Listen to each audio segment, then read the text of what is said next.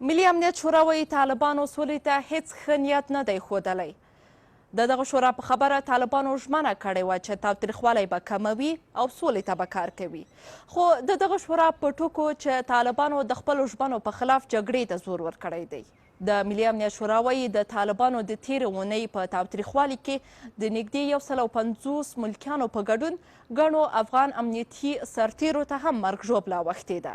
تېره اونۍ طالبانو په تېرو 19 کلونو کې د افغانانو خلاف تر ټولو ډېر وحشت کړی دی.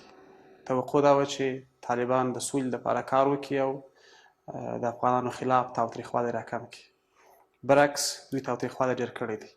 روان وضعیت په هیڅ صورت د قبول وړ نه دی او د دې لپاره چې یو دایمي سوله راسي دا وضعیت باید تغییر وکړي. ښاغلي فیصل ادعا کړې چې د تاوتریخوالي د کمښت په تړاو د طالبانو ژمنې بېمانا دي او کړه وړه د سولې له راوستلو سره په تضاد کې دي.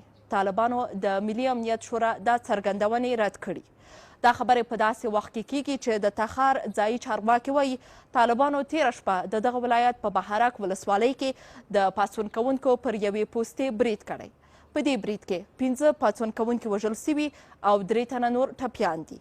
بل خوا نن د کابل په شمال کې د ناپېژاندو وسلوالو کسانو په یوه برید کې د لوی څارنوالۍ 15 کارکوونکي وژل سوي دي. د لوی څارنوالۍ ویان جمشید رسولي بي بي سي ته تایید کړی چې په وژل شوو کې 2 څارنوالان هم دي چې د باګرام په عدلي مرکز او زندان کې کار کاوه. بلخوا پرون د کابل په سروبي ولسوالۍ کې یو ډله ناپېژاندو وسلوالو کسانو د نورستان پر والي حافظ عبدالقیوم هم برید کړی و. په دې برید کې د نوموړي یو ساتونکی وژل سوی دی. په دې تیرو څو اونیو کې پر جوماتونو هم بریدونه ډیر شوي. یو شمیر دیني عالمان پکې وژل سوي او د دغو بریدونو مسؤلیت چا نه دی منلی.